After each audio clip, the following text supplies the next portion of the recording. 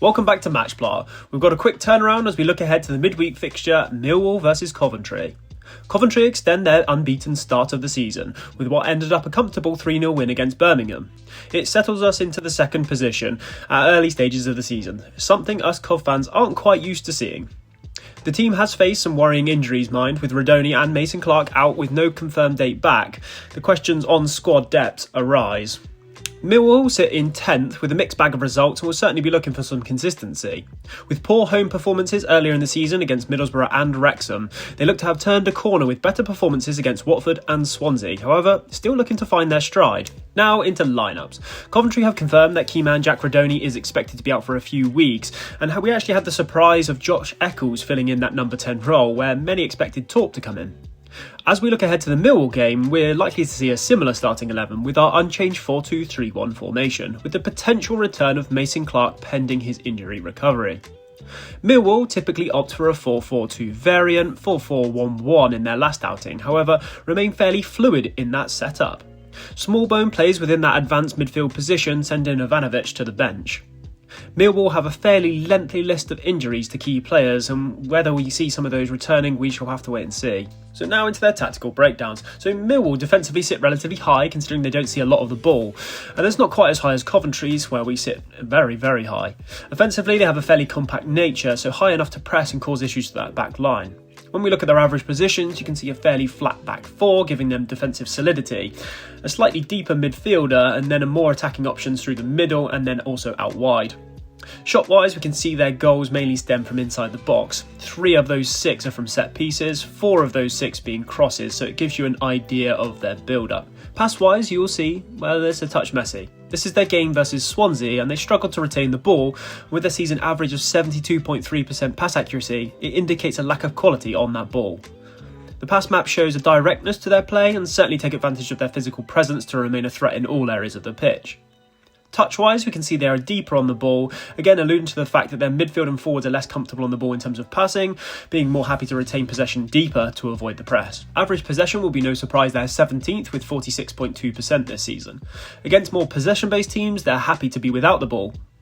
Accurate pass-wise, they're low again, as mentioned, they're 72.3% pass accuracy, so it shows they're quite risky with the ball.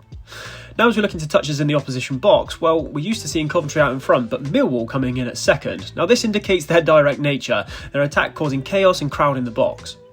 Millwall aren't a team that will sit back and play the ball around at the back, but instead cause problems moving forward with direct and physical strong play. Their accurate crosses per match also shows the intent on build-up with their physical forward play. Defensively, they don't give much away either, with a low XG conceded. Certainly tough to break down. They also offer a fairly aggressive matchup, again going back to their physical nature, 4th in tackles and 1st in fouls. They also offer a fairly aggressive and effective press, being 4th in possession, 1 in the final third, so defensively they're a solid team. Going forward, they're currently underperforming, and whilst they're generating chances, they're struggling to put the ball away, with only a 6.06% conversion rate. Only 2 other teams worse than them here. So, let's take a look at what we can expect with Millwall in play. Well, the first point is to make that they're a physical team, strong, tall and height, and that gives a lot away to their playstyle and makes it a challenge for any team. In their 4-4-1-1 shape, without the ball, Coburn will be the one to lead the line. Lots of running and pressing required from him. Millwall will typically look to get men behind the ball, however squeeze the opposition back, then seeking opportunities carefully to press more aggressively at the back line. You'll have seen Smallbone and the 2 wingers join the press to assist. It's more of a mid-block, allowing them to be defensively tight and difficult to break down. They're fairly compact in nature and don't give much away, particularly in the midfield area with big physical battles and breaking up play with fouls if required. They have a low XG conceded for a reason. What you'll also see is more aerial clearances and in fact more aerial play in general throughout their game. Utilising their physicality to win duels, they currently have the 2nd highest aerials won in the league, so they'll certainly look to bully the Coventry midfield and that back line. This in turn starts a lot of the Millwall attacks actually, being able to win 1st, 2nd and even 3rd balls when they drop. Often the defending team dragging players out of position to deal with the duels and double up and then being caught on the transition. In possession, they're fairly direct. We saw that versus their pass map against Swansea. They will use their big forwards for knockdowns and then look to progress. They typically aren't a team that will progress slowly up the pitch. They will win the ball and have forward thinking instantly. A typical Millwall build-up is searching for space down the wings and looking for balls into the box, again utilising their physicality to either create chances or knock the ball down and threaten them from there. As we mentioned, they are second in the league for touches in the box, so there's a major watch out there. Set pieces in general are a threat for them, with free kicks, corners and even long throws being key chance creations for them. In the Carabao Cup fixture, we saw Millwall beat Coventry 2-1 and 2 of those were set piece goals, so again, another watch out there. Coventry meanwhile will no doubt be looking at the setup ahead of the trip to Millwall. With key man Rudoni being out, the tactics will no doubt be tweaked. The main differences come when Coventry are in possession. The base is built on retaining the ball and progressing up the pitch, where we can look to feed our forward players in more dangerous positions higher up the pitch. Now, against a team like Millwall, where it becomes difficult to break down, the options for forward balls become limited, space is tight, and the ball becomes difficult to progress. This allows them to press and take control of the game. We saw that during that Carabao Cup game versus Millwall, where we really struggled to get a hold of the game until we brought on Rudoni and Torp off the bench. Then we were able to re-grab hold of the game. Rudoni's absence means his replacement will have to provide options to help progress to more attacking areas. Now we can look at that replacement for the Birmingham game is Josh Eccles. I actually thought he looked really good, and especially when we factor in his injury and his absence from game time. That said, he's a different profile player, so the comparisons are, well, different. You'll see that Rudoni likes to be heavily involved in the game and will frequently drift wide into space to drag the opposition players out of the centre. He will then drift back inside higher up the pitch to create attacking threat. We can compare the heat maps and see the difference from Eccles tending to stay more central, and comparing the numbers, slightly difficult here with Eccles not having a full 90, however 27 touches to Rudoni's 82, 2 touches in the opposition box to Rudy's 9, and 1 pass into the final third to Rudy's 7. So, as I say, slightly harsh to pull comparison as they are different players. However, Eccles did play tidily and occupied the space well, and he kept the opposition team busy. I'm sure we'll see more to come from him. His addition into that 10 role gave Torp a more forward opportunity to drift in and out of those advanced midfield positions. So we'll need this forward availability to force Millwall into a more defensive structure, and it will help blunt the Millwall attacking output. Another tactical change we saw versus Birmingham came down the right-hand side. Something that we typically see is Rudoni drift out wide, Sakamoto move inside, and Milan providing the overlap to create the space. However, during the Birmingham game, we actually saw Milan running inside, causing the defensive line to shift over and track, leaving big space on the flanks. And a great example here is when he runs inside and leaves space for Kesler Hayden for the ball over the top. I can also see Sakamoto's trickery down the wing being a very effective part of this game. He's very nimble, and versus a very big and less nimble back line, hopefully we can see him play a big part. You'll likely see Coventry deploying their usual 4-4-2 press without the ball and looking to stay defensively tight on transitions.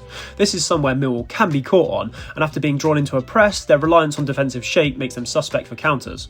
From a defensive standpoint, I don't see Coventry giving too much away from open play. It's more the set pieces that will be a real major watch out for us. Into the last games, Millwall drew 1-1 at Swansea. They battled well, and whilst they didn't have much of the ball, they were still able to offer a direct game plan and create many chances.